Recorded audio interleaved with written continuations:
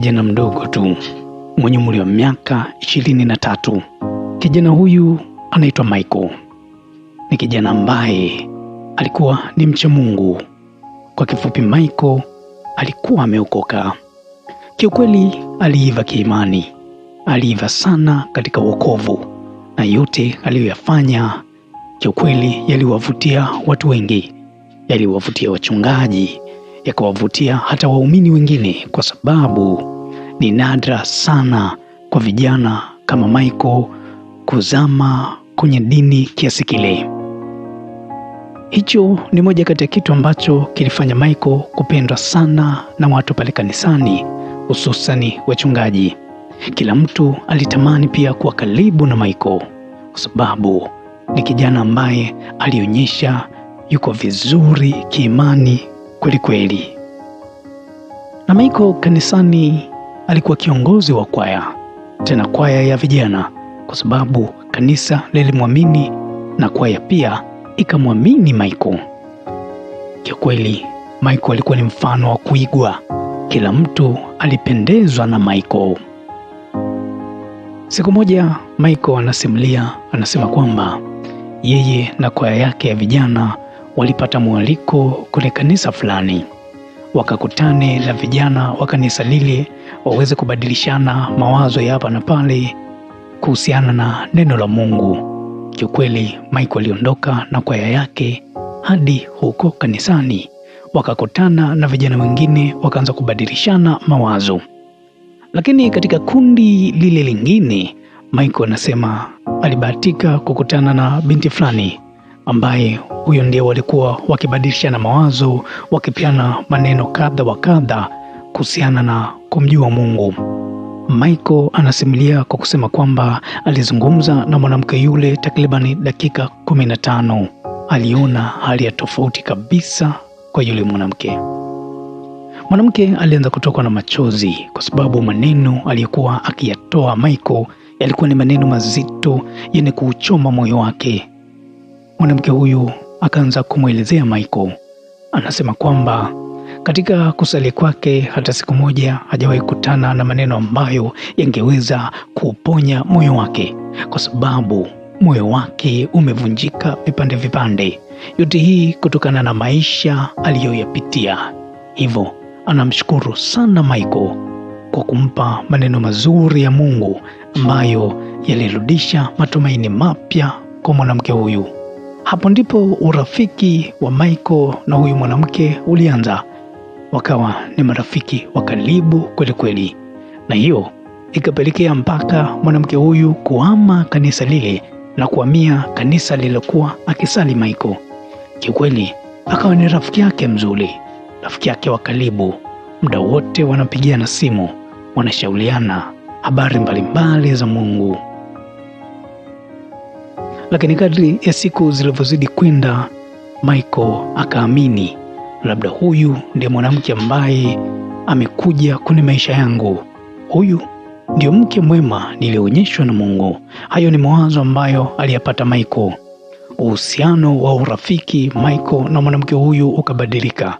Sasa ukawa ni uhusiano wa kimapenzi. Lakini walikubaliana jambo moja, Michael na huyu mwanamke, kwamba hatutoweza kushiriki jambo lolote mpaka pale tutakapofunga ndoa. Hilo ni jambo ambalo halikuwa na shida kwa baina ya wote hawa wawili. Maisha Michael na mwanamke huyu yakaendelea.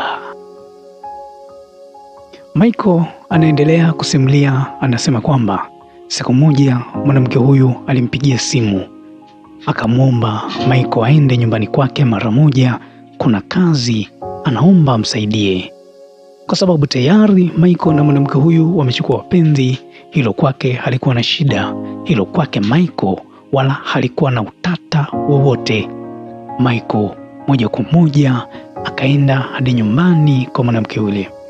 Walipofika pale wakapiga stori mbili tatu. Kabla ya hata kupewa kazi aliyoambiwa anakuja kuisaidia, Michael alipewa glasi ya juisi kwamba wenye pamoja baada ya hapo amuonyeshe kazi ambayo aliomba kusaidiwa. Michael baada ya kunywa glasi moja ya juisi, Michael anasimulia, anasema kwamba alianza kuona kama hajielewi vile. Anahisi labda kuna kinywaji mle, kuna kitu kilichanganywa. Mbona kama amelewa ghafla? Michael hajielewi kabisa. Lakini baada ya hapo mwanamke huyu akamshauri Michael, si vizuri ufanye kitu chochote, ni vema uende ndani ukalale upumzike, labda kutokana na uchovu tu. Michael akajikongoja huku ameshikwa mkono na mwanamke huyu hadi chumbani. Alipofika pale, Michael akalala kitandani, lakini akili ya Michael ikaanza kumtuma jambo kwamba kuna jambo si jema linakwenda kutokea. Lakini pia Michael anaendelea kusimulia, anasema kwamba alivyogundua kuna jambo la tofauti linaenda kutokea, akajaribu kutaka kumwomba Mungu, kumshirikisha Mungu ili aweze kung'atuka kwenye jaribu hili. Huwezi kuamini, Michael anasema kwamba nguvu ya kutamka neno lolote kuomba msaada kwa Mungu alikuwa hana. Mpaka akawa anajiuliza, shida ni nini? Kwa nini nashindwa hata kukemea hichi kinachokuja? Shida iko wapi? Baada ya muda mwanamke akamwambia kwamba Michael, leo natamani tufanye mapenzi. Michael akajitahidi sana kutaka kukataa, lakini nguvu ya kukataa Michael ikawa haipo. Mpaka yeye akawa anajishangaa, kwa nini nashindwa kulikemea jambo hili? Michael anasimulia kwa uchungu, anasema kwamba ile ilikuwa ni 40 yake, akawa ameingia 18 za mwanamke huyu, hivyo naye akakubali kuivunja amri ya 6, akakubali kuivunja ahadi waliokubaliana kwamba mpaka waoane. Michael akalala kwa mwanamke huyu hadi asubuhi na wakashiriki tendo. Lakini kulipopambazuka, Michael anapata akili, anagundua kwamba alichokifanya jana lilikuwa ni kosa kubwa kweli kweli, labda ni kosa ambalo yawezekana Mungu hata asimsamehe. Kabla Michael hajasema chochote kwa yote ambayo yalitokea jana yeye na yule mwanamke akaanza kwa kusema, Michael, hii ilikuwa ni kazi yangu. Hii ndio kazi niliyotumwa kwako. Nimekufuatilia kwa muda mrefu sana, lakini sikufanikiwa. Ila leo nashukuru umeingia 18 na mimi nimemaliza kazi yangu. Michael wala hakuelewa, lakini mwanamke yule akaendelea kuongea kwa kusema kwamba mimi nimetumwa na shetani. Nimetumwa kuja kuiangusha imani yako, na ni kazi ambayo nilipewa kwa muda mrefu, lakini leo imewezekana. Hivyo Michael, na umekubali kuanguka kiimani na kuiuza roho yako kuna ufalme wa kishetani. Mpaka hapa Michael, hauna jinsi, hauna namna. Kitendo cha kushiriki na mimi, hapo umeshauza roho yako. Hauna msaada wowote utakaopata sehemu yoyote ile. Kwa sasa umekwisha Michael. Kiukweli Michael anasema kwamba wala hakuamini alipoyasikia maneno yale yanatoka kwa mwanamke yule ambaye alimwamini sana, na aliamini labda angekuwa mke wake wa ndoa, na ndio maana walikubaliana mambo mengi. Kumbe hakuwa mwanamke mwema kwa Michael. Kumbe mwanamke huyu alikuja kwa Michael kwa makusudi maalumu. Makusudi yake ni kumwangusha Michael kiimani, na ili Michael aweze kuanguka kiimani, jambo lilikuwa ni moja tu, ni lazima Michael ashiriki mapenzi na mwanamke huyu. Kiukweli jambo hili liliwezekana. Maskini Michael wa watu, biashara yake ikaisha. Lakini kwa uchungu Michael anasimulia, anasema kwamba mwanamke yule alimwambia, sio kila mwanamke anayekuja mbele yako ni mwema. Wengine si binadamu wa kawaida. Wengine tumetumwa kama nilivyotumwa kwako. Hivyo huna ujanja Michael, umekwisha. Michael alibubujikwa na machozi kwa sababu alishaona ameshakufa kiimani, hayupo tena kwenye imani. Roho yake imeshapotea, ameshajikabidhi kwa shetani. Michael atafanya nini? Ndio biashara imemkata Michael. Hakuna kingine zaidi ya kububujikwa na machozi. Kuanzia hapo, Michael anasimulia kwa kusema kwamba maisha yake yalibadilika sana. Akaacha kusali, akawa ni mtu ambaye haeleweki, akawa mnywa pombe, akawa mtenda maovu. Michael akawa ni mtu wa kutamani wanawake wa kila dizaini. Hakuna aliamini kubadilika kwa Michael, lakini yote haya yalitokea kutokana na kushiriki tendo la ndoa na mwanamke ambaye Michael aliamini atakuja kuwa mke wake. Kumbe mwanamke yule alitumwa kutoka ufalme wa shetani kuja kumwangamiza Michael. Maisha Michael hayakuwa na mbele wala nyuma. Michael aliwashangaza watu wengi kwa mabadiliko aliyoyapata ghafla kwenye maisha yake.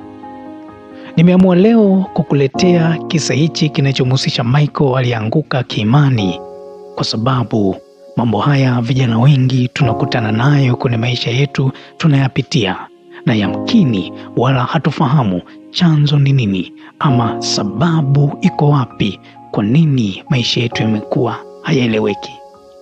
Je, mpaka hivi sasa umeshiriki na wanawake wangapi? Ama mpaka hivi sasa umeshiriki na wanaume wangapi? Unawajua vizuri watu hao?